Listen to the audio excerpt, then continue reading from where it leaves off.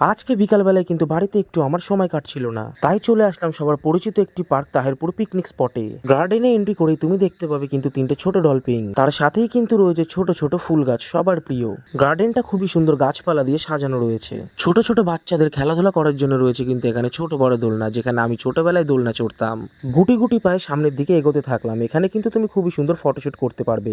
ওপারে যাওয়ার জন্য ছিল ছোট একটা বাঁশের ব্রিজ। পরিবেশ রক্ষার জন্য এখানে ছোট বড় গাছও লাগানো হচ্ছিল। এই বসার জায়গাগুলো তুমি অনেকজনকে নিয়েই বসতে পারবে। আর তারপরে চলে আসলাম একটু পুকুরের পাশে। আজ থেকে 5-6 বছর আগে এই পুকুরে ভরা জল ছিল, এখন পুরো ঘাসে পরিপূর্ণ। পুকুরটা পার করে আমি একটু সামনে যাবো কি এসেই দেখতে পেলাম এখানে একটা ঝড়ে বড় গাছ পড়ে রয়েছে। ছোটবেলার অনেক স্মৃতি কিন্তু এই টয় ট্রেনে জড়িয়ে রয়েছে। এখন কিন্তু টয় ট্রেনটা পুরো ভেঙে গেছে। এই ছোট লাইনের উপর দিয়ে টয় ট্রেন চালু করলে তো আমি খুব খুশি হব। আমি গার্ডেনে আসলে কিন্তু এই সিঁড়ির উপর দিয়ে গিয়ে নিচে বসেই গল্প করি। বছরের শুরুতে এই জায়গাটায় দূর দূরান্ত থেকে মানুষ এসে কিন্তু পিকনিক করে। আমরাও এবার পিকনিক করেছি। কাপেলদের জন্য রয়েছে অনেক ছোট ছোট বসার জায়গা। পুরোনো দিনের মতন পুকুরে জল ছেড়ে যদি আবার বোটিংটা চালু করা হতো আমি তো খুব খুশি হতাম। তোমরা কি আমার সাথে একমত? তাহলে কমেন্ট বক্সে কমেন্ট করে জানাও। গার্ডেনটা পুরো চক্কর মেরে আমি কিন্তু একই জায়গায় ফিরে আসলাম। আজকের ভিডিওটি এইটুকুই ছিল। দেখা হচ্ছে পরবর্তী ভ্লগে। ততক্ষণের জন্য বাই বাই। সুস্থ থেকো, ভালো থেকো।